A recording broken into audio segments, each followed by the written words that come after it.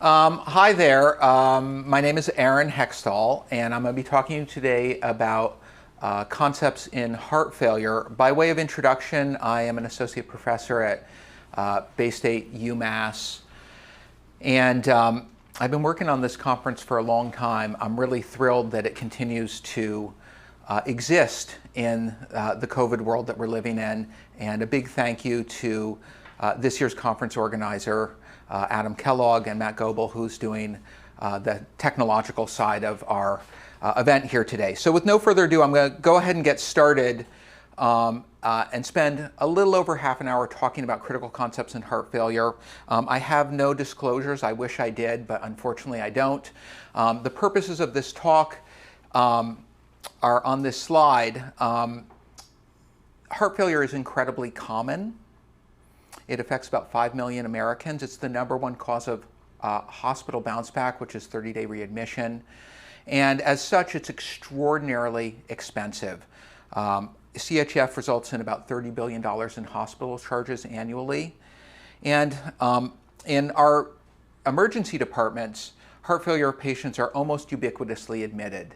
Over the last 20 years or so, there's been very little movement on what is approximately about a 90% admission rate for patients who present with heart failure symptoms. By the end of this talk, I hope that you can understand and define different heart failure phenotypes and make the correct diagnosis using clinical acumen, bedside testing, and appropriately interpret N-terminal proBNP testing. And then based on that phenotypical identification and diagnosis, give the correct treatment based on the heart failure phenotype that you're looking at. So what is heart failure? It's a disease entity that is primarily characterized by congestion or dyspnea. It's preload mediated, which is sort of a synonym for intravascular volume. And afterload is also an important contributor, but it's not usually the solitary determinant of heart failure exacerbation. The likelihood and severity of symptoms is a product of underlying ventricular dysfunction, which is summarily denoted as ejection fraction. So dyspnea can be caused by a number of factors, including inadequate cardiac performance, either because of diminished inotropy, that's heart failure with reduced ejection fraction, impaired compliance and relaxation, that's heart failure with preserved ejection fraction, or diastolic dysfunction. There's hemodynamic derangements in the form of increased afterload, that's blood pressure, and alterations in volume status, which is, again, sort of a synonym for total intravascular volume or preload. So there's a lot of semantics around heart failure. I don't think you need to worry about this very much as long as you know what you're talking about. Acute heart failure versus chronic heart failure, hospitalized or outpatient heart failure with preserved EF versus heart failure with reduced EF is the current semantics that are in vogue. We used to talk about acute decompensated heart failure versus stable chronic heart failure. I feel like this terminology changes relatively frequently, but it's there for a reason. And as we've discovered and learned more about heart failure, we've recognized that it's not as monolithic a disease state as we used to think. And the recognition of heart failure with preserved EF or diastolic dysfunction is a really significant contributor to morbidity and mortality is the major shift that's occurred over the last 10 years or so. In terms of classic heart failure with reduced ejection fraction, this sort of theory of everything is the one that I think most people are familiar with. It's really based on aberrant neurohormonal activation of the renin-angiotensin-aldosterone system, aided and abetted by catecholamines and vasopressin, which all produce vasoconstriction, reducing glomerular filtration, activating further neurohormonal activation from the kidney to try and get back some of the preload to push against the increased afterload of hypertension. This is a vicious cycle. Hypertension reduces cardiac function, and then increased preload pushes the heart from the other direction.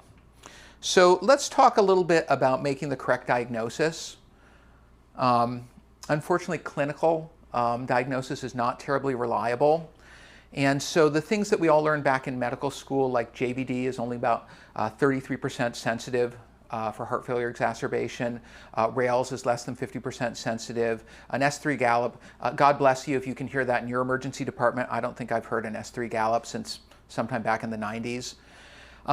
Or even clinical gestalt by experienced providers is really not adequately sensitive to make the diagnosis. And it's because this spectrum disease is complex. And most patients with heart failure have heart failure at baseline when they are ambulatory, and identifying an acute exacerbation may be challenging. Okay, so let's go through a little data from our colleague Jennifer Martindale. This is this really remarkable meta-analysis that was performed about 5 years ago, and it looked at common clinical and laboratory findings, things that you would do in an emergency department, and how well they predict heart failure. Much as you would guess, the classical EKG findings, physical exam findings, chest x-ray findings, none of them were very good. And the results of this study, which I've highlighted on this slide, are expressed in likelihood ratios. And so we know that the physical exam findings are not very good.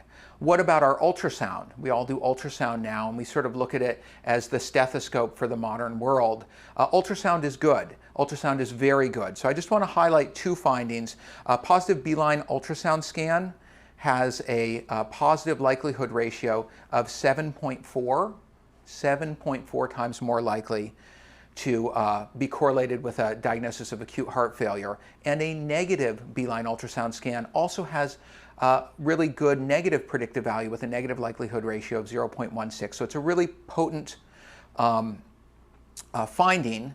Likewise, a restrictive mitral valve pattern on bedside ultrasound, or the absence of that finding, are both highly predictive of either the presence or absence of acute heart failure exacerbation.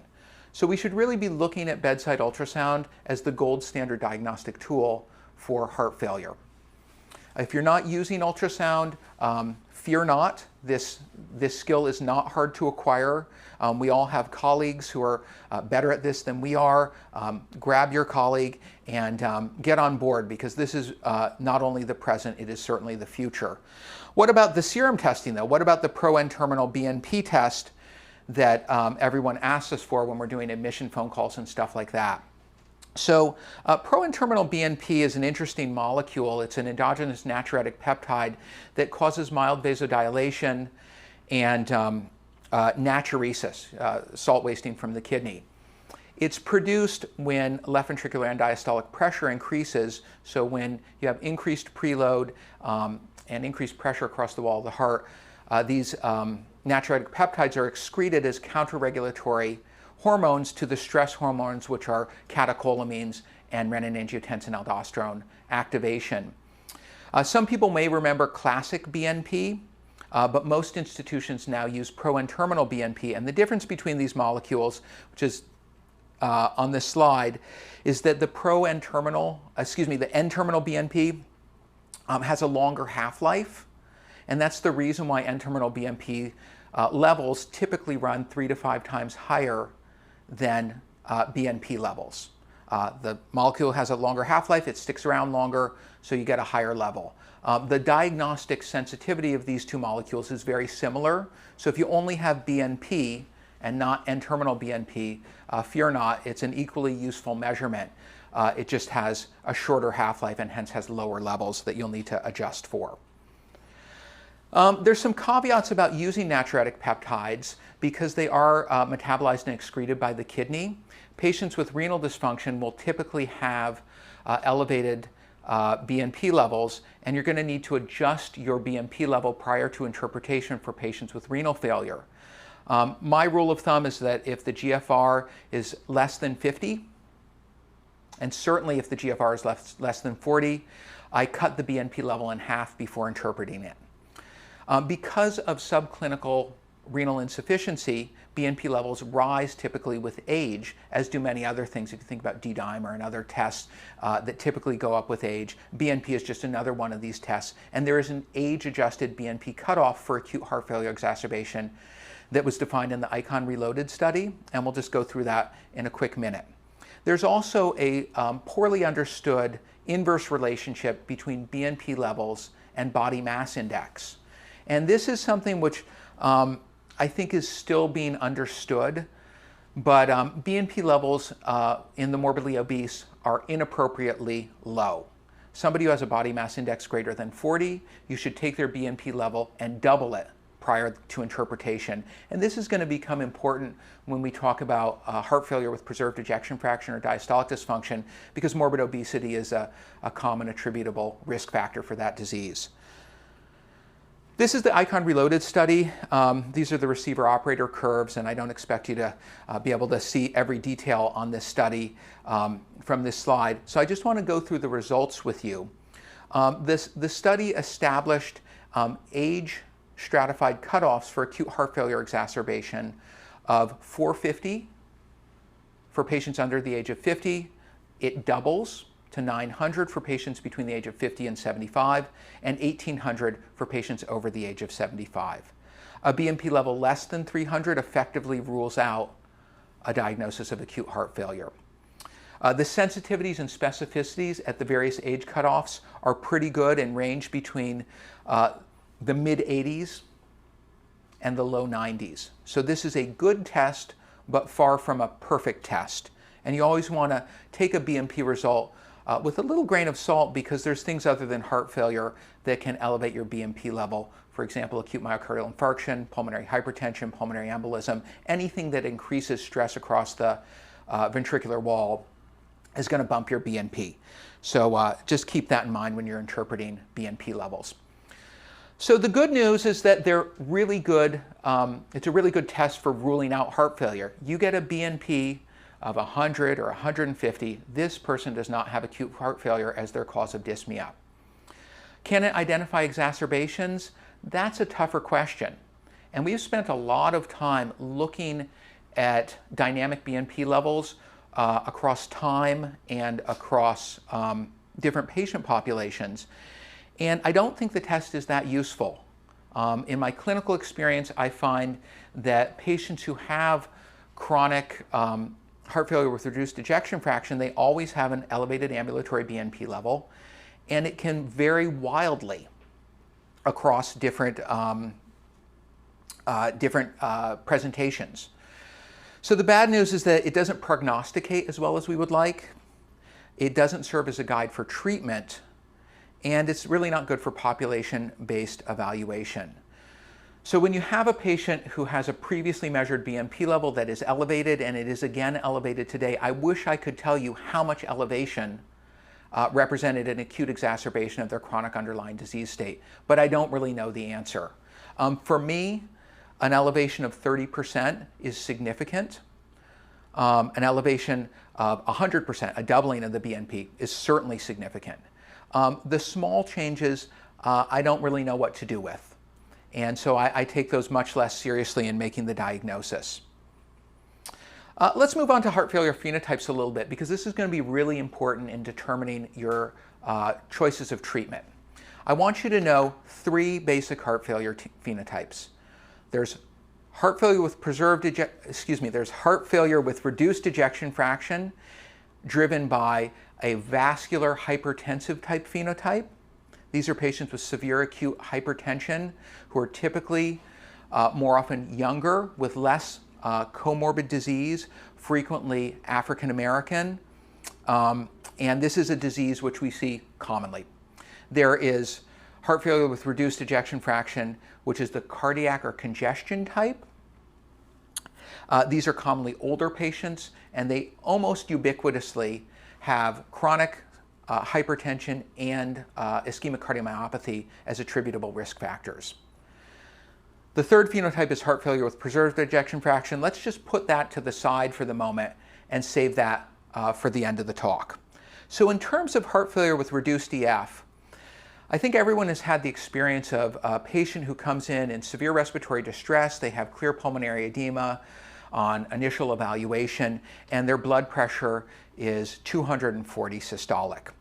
This is some relatively old data from Georgiati. This was published in 2006, and it correlates presentation blood pressure with in-hospital mortality.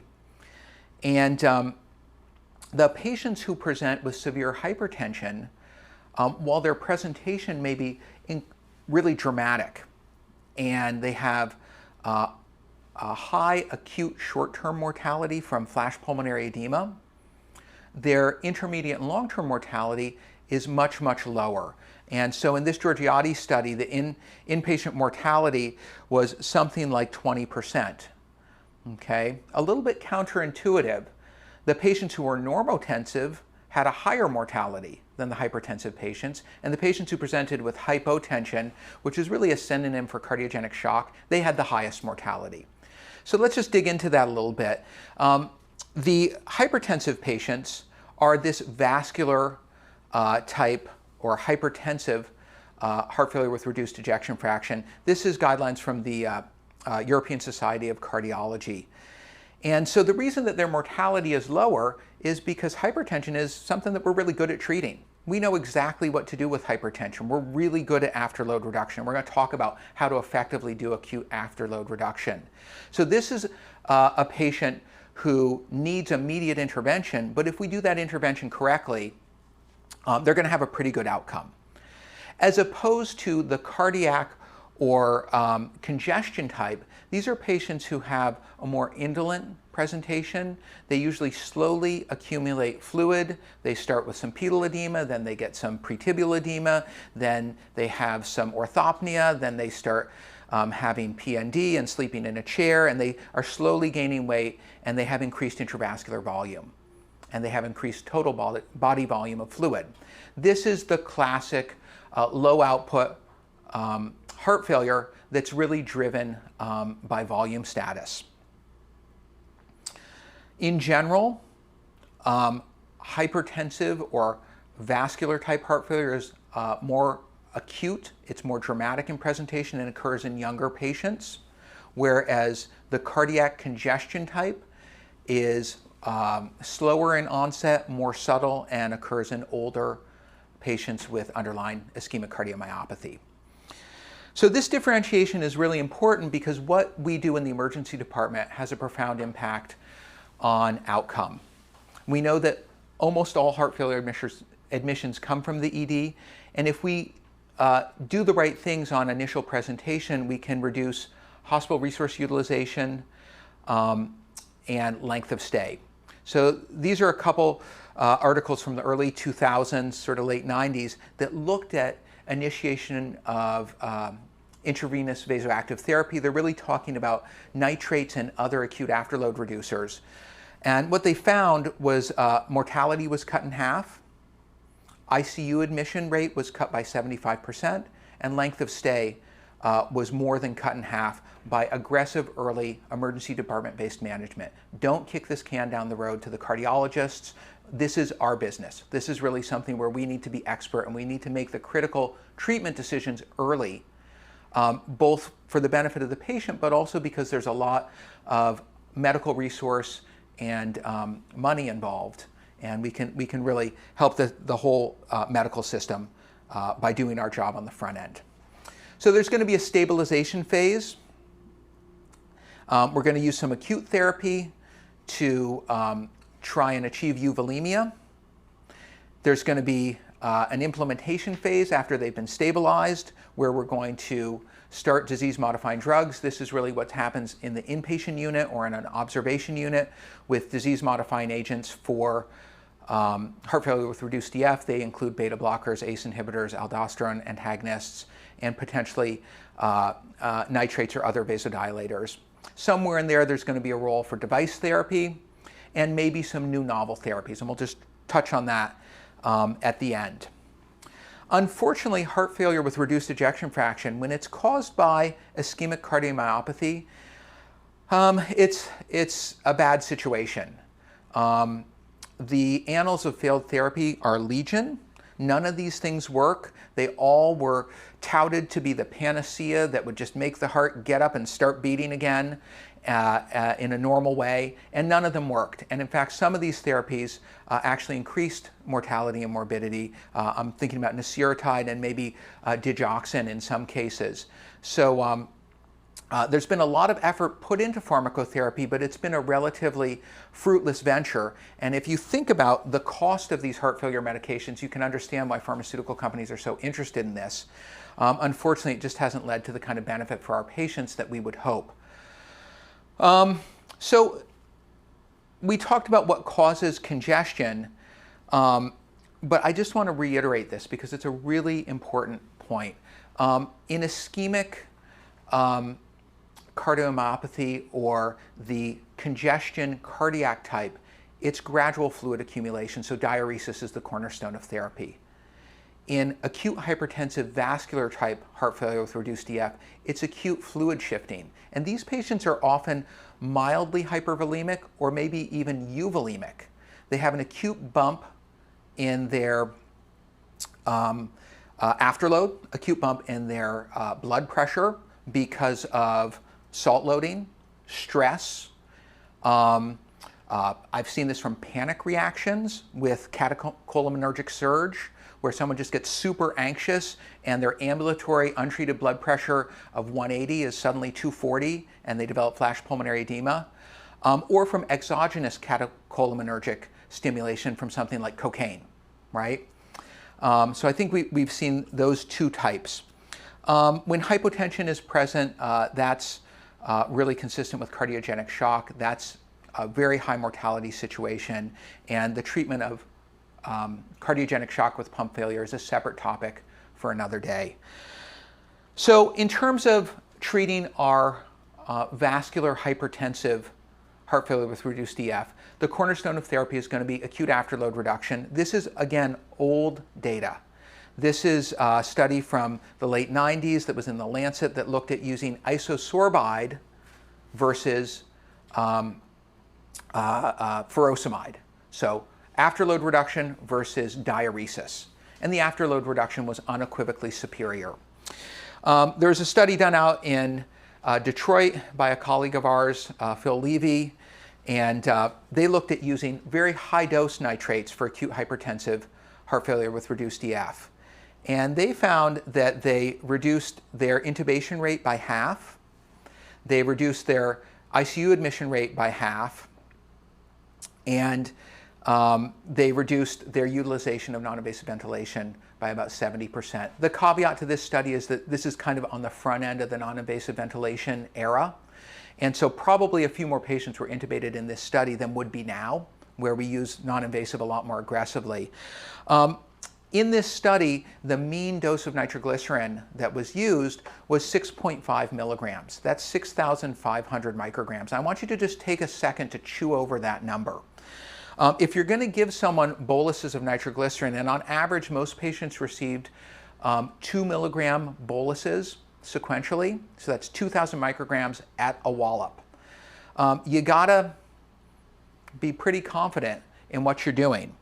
And so I frankly don't have the stones for this sort of thing on my own, but fortunately I met this guy, and I just have to give a quick shout out to Dr. Rayed Arafat, who's the chairman of emergency medicine in Târgu-Mureș, Romania, where I learned about high-dose bolus nitroglycerin, as did Dr. Levy. Him, along with his colleague, Christy Boriu, who's standing next to one of our Baystate residents, Brian De La Betta here, really introduced us to this idea of very aggressive acute afterload reduction using high-dose nitrates. Sarana Truta, who's in the picture on the left, is their current residency director and critical care director. And the way this works is when your blood pressure is really, really high, your tolerance for nitro is concurrently really high. And so let's talk about how to dose nitroglycerin for acute hypertensive heart failure with pulmonary edema. So when I talk to people about giving a bolus of 2,000 mics of nitro, people look at me like my hair is on fire. But if you think about the sublingual nitro that we routinely give patients with relatively normal blood pressure, that's 400 micrograms right there, a single sublingual nitrate. It's about 80% bioavailable, so you get at least 300 micrograms just from a sublingual.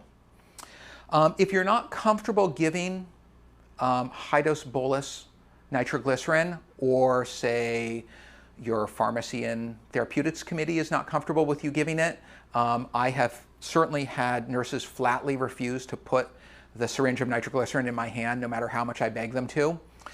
You can just start a nitro infusion at a high rate, and you can get the same end by aggressively up-titrating your nitroglycerin infusion to achieve the blood pressure control that you're looking for. So that's what I do, because my institution is not comfortable with bolus nitroglycerin, and I think that's fine. As long as you can get that infusion rate up quickly enough, it's going to be equally effective. So the Romanian/Detroit method, which I call the Arafat-Boryou-Levy method, is to give sequential boluses every 3 to 5 minutes of 1 to 3 milligrams of nitroglycerin. The slightly more conservative Baystate Medical Center Hexdall method is to aggressively dose escalate your nitroglycerin infusion. But note, you're going to need to turn it down just as quickly as you turned it up. And so a couple of caveats for how to do this. I usually start the nitro infusion at 50 mics a minute, and I double it every 3 to 5 minutes, basically as quickly as my blood pressure cuff can reliably fire and give me a blood pressure. So start at 50. If the patient's really in extremis, I'll start at 100 or 200 mics per minute, and then double that infusion every 3 to 5 minutes until I start to get blood pressure control. Remember, in this hypertensive acute heart failure with reduced EF, this was a very rapid event. Quick spike in blood pressure, so the blood pressure is going to come down quickly. It can come down very quickly. So as that blood pressure starts to come down, you're going to need to concurrently start reducing your nitroglycerin infusion. Once the blood pressure is under 180, I cut the infusion rate in half, whatever it is. And once the systolic blood pressure is under 140, I minimize the nitro infusion or I turn it off. That gray zone between 140 and 180 is going to be determined by your initial nitro requirements. If you need 200 mics a minute to get them under control, you're probably going to slowly down titrate to 50, 70, 100 mics. If you needed just 50 mics to get them under control, you may be down titrating to a relatively modest dose of nitro of 10 mics or 20 mics a minute. So that's how to use high-dose nitro for acute afterload reduction in hypertensive heart failure with pulmonary edema. You can also use ACE inhibitors. They're really effective medications, but they don't work as quickly as nitrates, obviously. There's been some work on sublingual captopril. I think it's relatively effective, and it addresses renin-angiotensin-aldosterone overactivation. IV enalaprilat is really elegant. This is some data from the same Detroit group looking at the hemodynamic effects of IV enalaprilat. They used a 1.25 milligram dose, and they got about 30 points of systolic blood pressure release at 2 hours. Okay, so it's not nearly fast enough for your acute phase therapy, but it's a good thing to think about early, because if you start that if you start that ACE inhibitor in the emergency department, it's a lot more likely to be continued during the patient's inpatient stay and at discharge. Okay, let's talk about heart failure with reduced EF of the cardiac congestion ischemic cardiomyopathy type. And I apologize for the redundancy of some of this terminology, but people may use these terms interchangeably. So this is the dose trial. This is Michael Felker's dose trial. This is a really important piece of evidence for us. And so let me just sort of describe how this came about as I understand it. So we already said that in ischemic cardiomyopathy and acute heart failure, the primary physiologic derangement is hypervolemia, fluid overload. And so diuresis is really going to be the cornerstone of therapy. Back in the late 90s, people recognized that if you administer intravenous furosemide, its half-life is really pretty short. It's only, maybe 40 to 80 minutes, somewhere in there. It's a relatively short half-life. And as diuresis occurs, there is a really robust activation of the RAS system. And so you kind of are at cross purposes. You want to diurese the patient, but you also want to tamp down RAS activation. And so the thought was that if you gave furosemide through a continuous infusion, you would avoid the rebound activation of the RAS system. And so there was a time when people would be put on these these furosemide infusions when they got admitted for heart failure. And besides the fact that nurses hate it because it's just kind of a pain in the butt to add another infusion to the patient's treatment algorithm, it didn't work. And so that's really what this dose trial looked at. It's a 2x2 factorial design where they compared high-dose furosemide to low-dose furosemide, and they compared bolus Q12 administration to continuous infusion administration. And the results of this study were that there was no difference in outcome across any of these treatment regimens. So you can use high dose, which is 2.5 times their home dose IV. So if they take 80 milligrams of Lasix every day, that's going to be 200 milligrams of IV bolus Lasix. Okay? And I get a lot of resistance when I suggest that we should be giving 200 of Lasix. Sometimes the residents I work with look at me and they say, well, what about their kidneys? And there was no increase in renal failure. There was no increase in renal insufficiency in the high-dose furosemide group in this trial, and frankly, in any of the other trials that look at ACE inhibitors, aldosterone modulation, and other drugs that we commonly know to have renal effects. They're relatively mild, and certainly for furosemide, these little small bumps in creatinine that you might see in the acute phase are not sustained, and they're not clinically significant. Okay, so if you ask a nephrologist, because they're focused on the kidney, it might be a little more important to them than it is maybe to us or frankly the patient. Low dose is just their home Lasix dose IV. So if they take 80, they get 80 IV. The patients who got high dose bolus furosemide lost more weight, and they reported more rapid and robust improvement in subjective dyspnea scores. And so for that reason, if it was me, give me the big high-dose Lasix, get me better sooner, and help me diurese faster. And so that's why I advocate for high-dose bolus Lasix for ischemic acute heart failure with fluid overload. How about other treatments, right? Let's look at some sort of newish therapies for heart failure with reduced EF. So one is aldosterone inhibition with eplerenone. There's a new natriuretic peptide redox. It's not nasiratide, but it sort of makes us remember the days of nasiratide. And then there's this new SGLT2 inhibitor that was just published last week in the New England Journal, and we'll sort of touch on the results of that study quickly. So eplerenone is a potassium-sparing diuretic, much like spironolactone, but it has less anti-androgenic effects. I can tell you right now, patients do not like gynecomastia as a side effect from their treatment. And it's one of the reasons why spironolactone was really underutilized. The data for aldosterone inhibition is excellent, but the penetrance of this drug is really poor relative to its therapeutic benefit. And one of the reasons is because patients don't like gynecomastia as a side effect. The other reason is because as a potassium-sparing diuretic, in this study of eplerenone and previous work with spironolactone, somewhere between 5 and say 8% of the patients will develop transient hyperkalemia, and physicians don't like hyperkalemia. That scares us. In this eplerenone study, only 1% of the patients who were enrolled had to stop the study drug because of hyperkalemia. Okay, so it's a really small risk. And of course, these patients are getting a lot of medical contact anyways. They get a lot of blood work done, so adding a check of their renal function and potassium is really not that big a deal.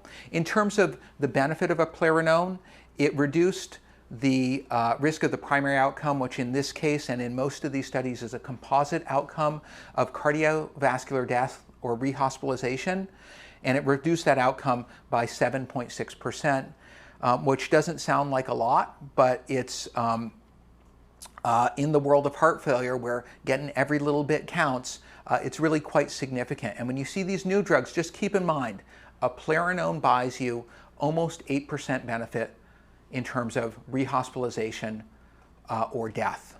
So let's look at the other drugs and see how they match up to this old, relatively old, aldosterone antagonist. So this is Paradigm HF. This is the natriuretic peptide redox. So this was published in the New England Journal, I think about 2 years ago. And so it looks at an angiotensin naprolysin inhibitor, which is called LCZ696, sacubitril. And I'm pretty sure that these drugs are named to make them unpronounceable so that you have to use the trade name. In this case, it's Entresto, which I find to be mildly offensive, but there you have it.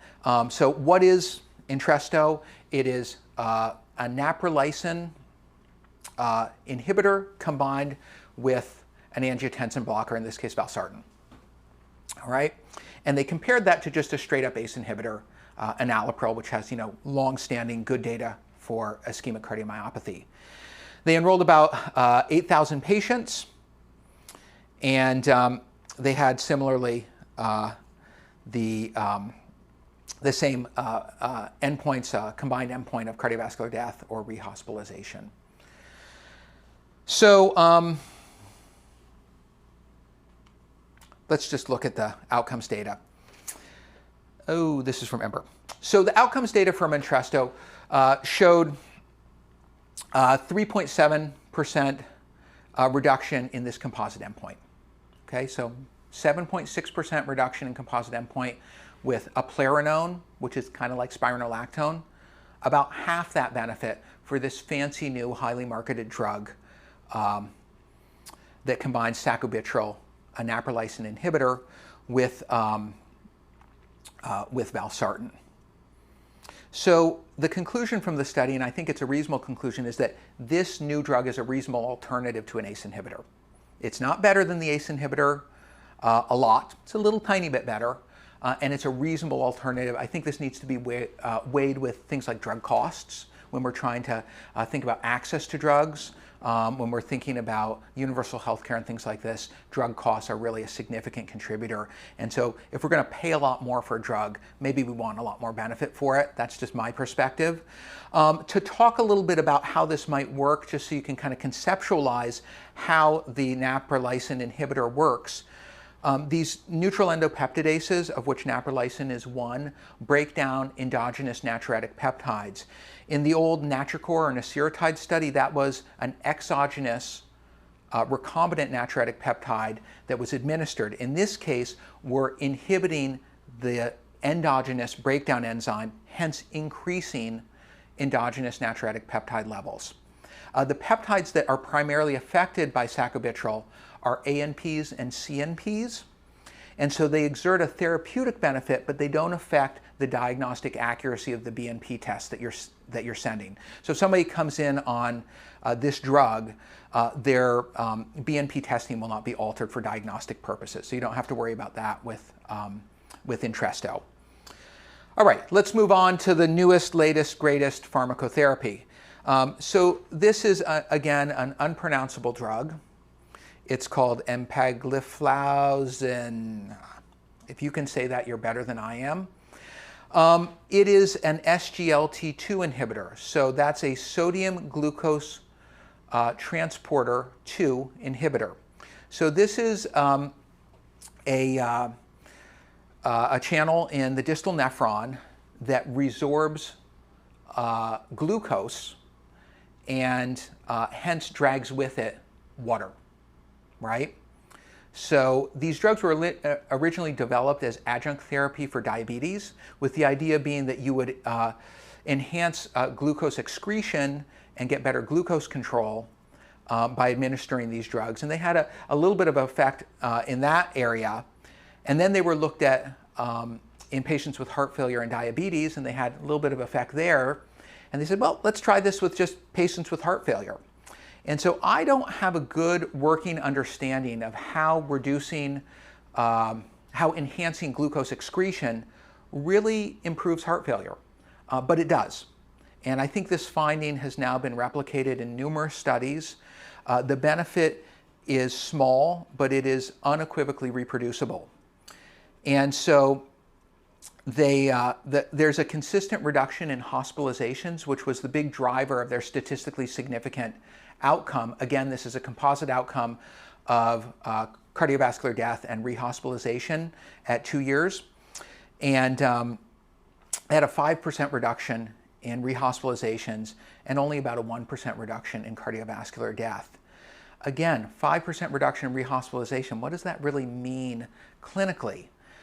I'm not sure, but we know that these rehospitalizations are very expensive and they have a really significant impact on quality of life.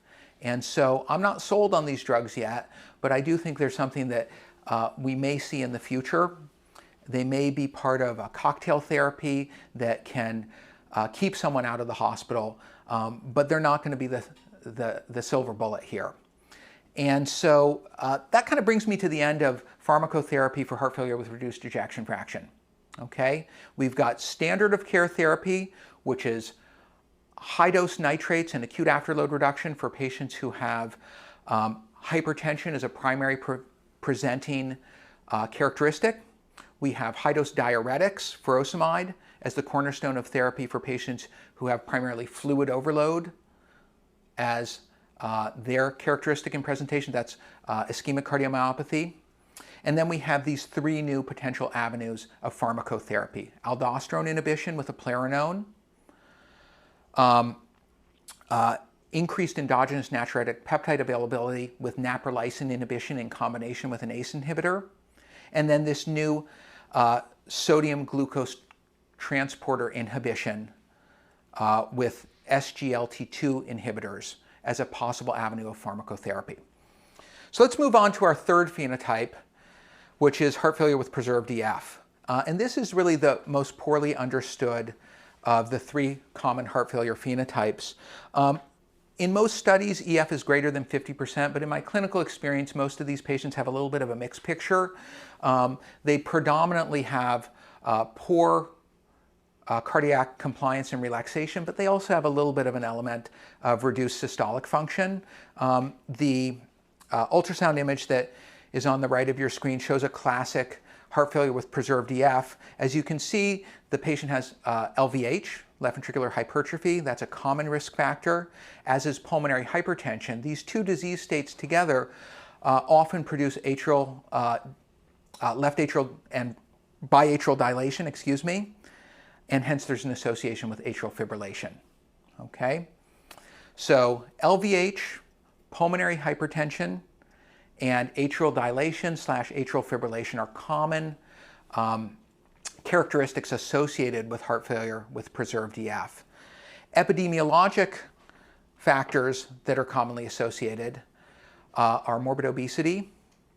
It seems to be a little more common in women for reasons which, again, are not entirely clear. Hopefully our colleagues down at the Yale Center for Gender Studies and Cardiovascular Disease will help sort this out. They produce some really remarkable research. If you're interested in that stuff, I think it's a great place to learn about gender differences in heart disease. And lastly, BNP levels in heart failure with preserved EF typically are not as high as they are in reduced EF. Part of that is the disease state. Part of it is that many of these patients are morbidly obese, and we already know that morbidly obese patients have BNP levels which may be half those of a similarly sick patient who's not morbidly obese. In terms of the etiology, we don't know what causes it. It's common. It represents about 45% of all heart failure, whereas heart failure with reduced EF represents, a little over half of heart failure. This is Redfield's sort of hypothesis of what causes heart failure with reduced EF as opposed to heart failure with preserved EF as opposed to heart failure with reduced EF. As you would expect, it's an inflammatory process that involves fibrosis. Beyond that, I don't have a lot to add in terms of what its underlying cause is and what the risk factors are that we could modify to prevent this disease. So that's going to be a challenge. What about treatment?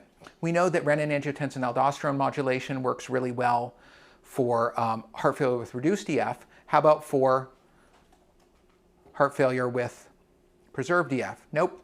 ACE inhibitors don't work, beta blockers don't work, aldosterone inhibition doesn't work. All the things that we've talked about. Nitrates don't work. Diuretics are useful to ameliorate symptoms, but they don't change the natural history of the disease. This is a disease that's really poorly understood. And in fact, the naprolysin inhibition, sort of Entresto, was looked at for heart failure with reduced EF, and it didn't work either, okay? So the fancy new drugs don't work, and neither do the old ones. Last thing I'm just going to touch on, and I think my time is really coming to an end, is mechanical therapies. We don't look at mechanical therapies nearly enough, and we really should. I'm not going to go through each one of these things, but I just want to touch on them. There's clear indications for who should get an AICD, EF less than 35%, and prolonged QRS. That's a well-established therapy that's often used. Cardiac resynchronization therapy also has good data. But what about the mitral clip device? This is a transcutaneous mitral clip, right?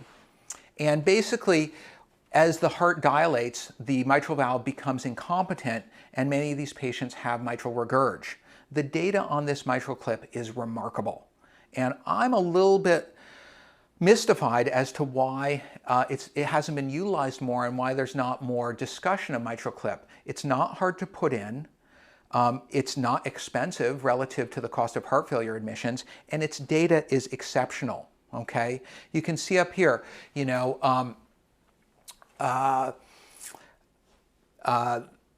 per patient, let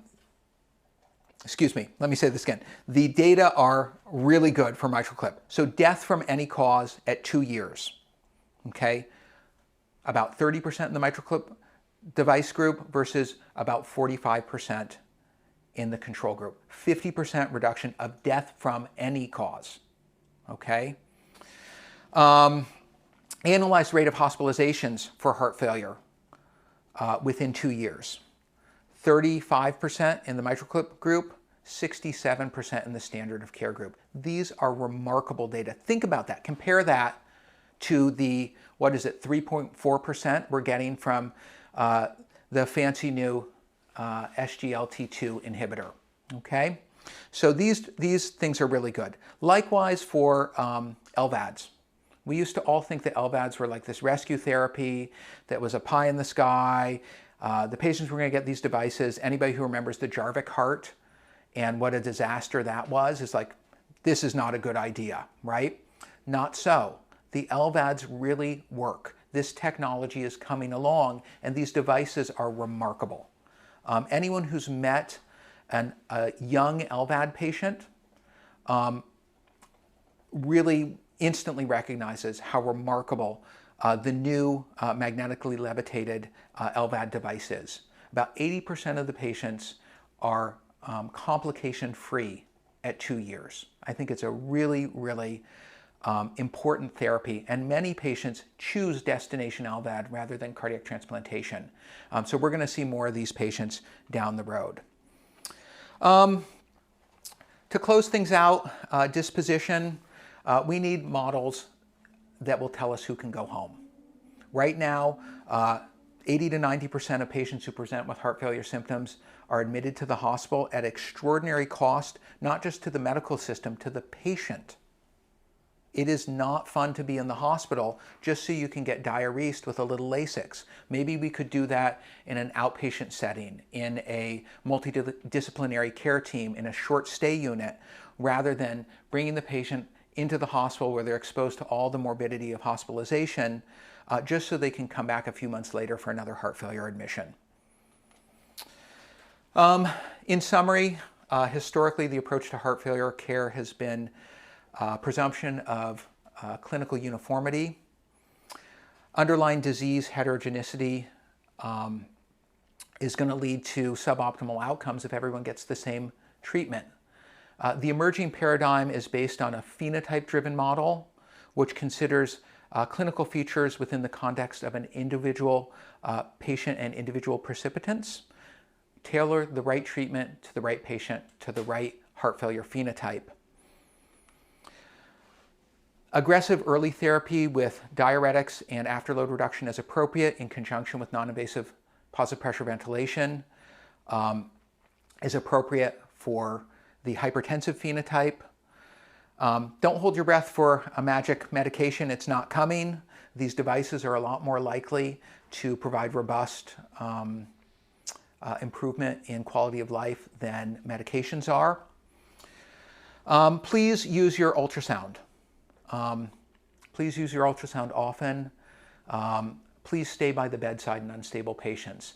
If you initiate high-dose nitroglycerin as acute aftercare, afterload reduction, you are obligated to stay with that patient until they stabilize. This is not something to be turfed to a care algorithm or a nurse who has a lot of other things they're trying to juggle. My practice is just to sit at the patient's bedside, do my notes, while they're being stabilized on their nitro infusion. That's usually something, 20 minutes or half an hour, but you're well served because we know if the patient develops hypotension, that's a really poor prognosticator. And we want to treat the hypertension, but not at the cost of causing hypotension.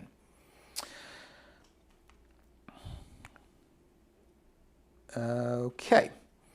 Chronic heart failure is a different ball of wax. Evidence-based medical and device therapies are in development. Patients need to learn about self-care, exercise training, weight loss, and multidisciplinary care teams, heart failure teams. They're going to really make a difference. It's a complex disease, and it's well served by having a dedicated care team. End-stage heart failure does not have a treatment. Maybe there's a role for LVAD in some patients, but for most elderly patients, we need to just call a spade a spade. This is a disease that has a mortality similar to end-stage cancer, and we should really be talking about it in the same way. If someone has imminent anticipated mortality and they want to spend that time in their home with their family as they would with pancreatic cancer or any other high-risk disease state, we need to respect and facilitate that. And the first part of that is being honest about what the outcome of severe end-stage heart failure is and communicating that to patients. That's what I got for you today. Thank you so much. If you have questions or comments, my email is on this last slide, and I'm happy to interface. Dr. Hexdall, that was a great review of sort of both the optimized modern heart failure care as well as where we're going. Would you mind if I just asked you a couple of quick questions? Not at all. Kind of bread and butter management ones that I just wanted to clarify because, boy, they come up in my practice all the time. So one is you mentioned that acute diuretic dosing is not going to have a significant effect on renal function and that we don't need to be scared of that particular boogeyman anymore.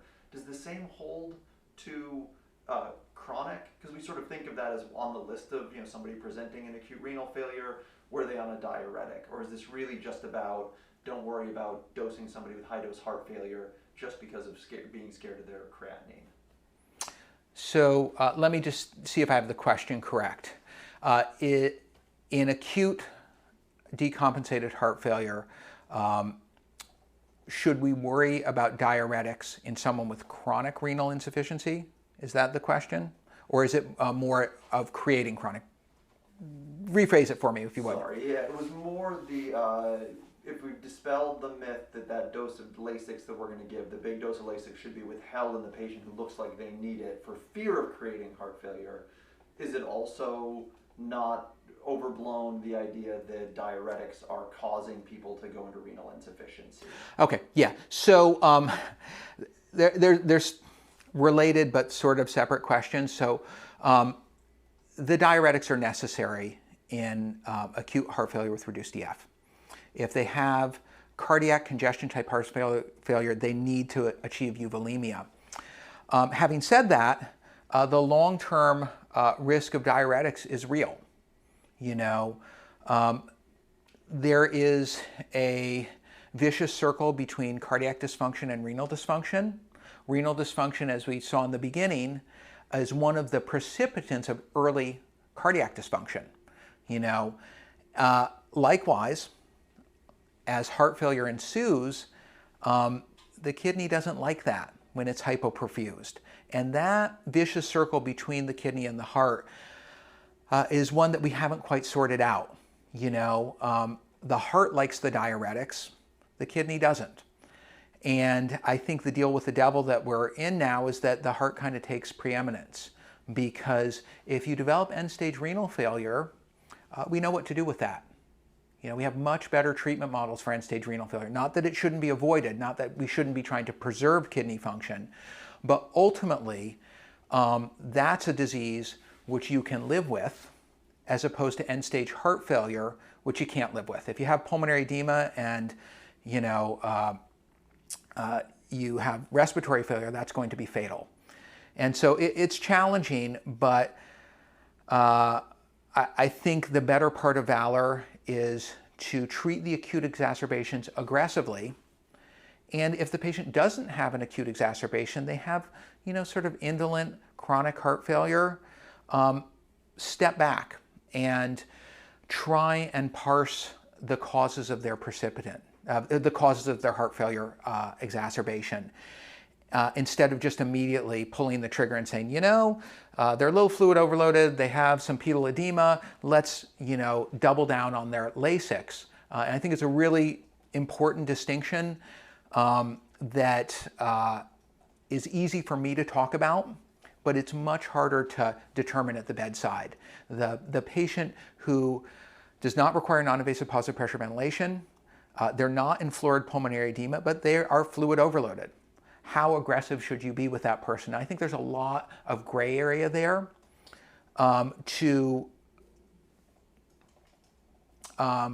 tailor the patient to that, tailor the treatment to that individual patient, whether you're going to give standard dose Lasix, high dose Lasix, or something in between. I think is going to be based on that individual patient, what their renal function is and that sort of thing. Once they cross the threshold into acute decompensated heart failure, however you want to describe that, whatever criteria you want to use for that, requiring non-invasive positive pressure ventilation, having significant pulmonary edema either on x-ray clinically or on bedside ultrasound, when they cross the threshold and you say, you know something, this person is having a severe acute exacerbation, for me, I want to give them what I perceive to be the most effective therapy, which is high-dose Lasix. Thank you so much. Okay. Thank you.